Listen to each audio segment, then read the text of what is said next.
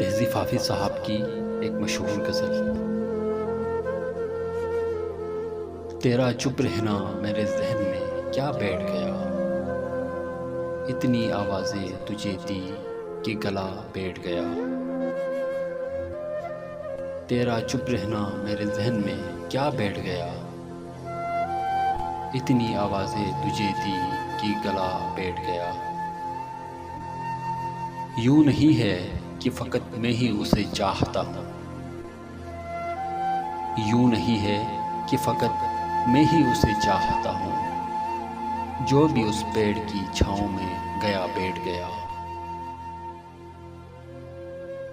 اتنا میٹھا تھا وہ غصے بھرا لہجہ مت پوچھ، اتنا میٹھا تھا وہ غصے بھرا لہجہ مت پوچھ، اس نے جس کو بھی جانے کا کہا بیٹھ گیا،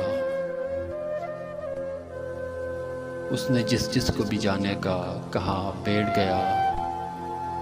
اس کی مرضی وہ جسے پاس بٹھا لے اپنے، اس کی مرضی وہ جسے پاس بٹھا لے اپنے، اس پہ کیا لڑنا فلاں میری جگہ بیٹھ گیا، اس پہ کیا لڑنا فلاں میری جگہ بیٹھ گیا۔ بزم جانا میں نشستیں نہیں ہوتی منسوب، بزم جانا میں نشستیں نہیں ہوتی منسوب، جو بھی ایک بار جہاں بیٹھ گیا بیٹھ گیا۔ شکریہ۔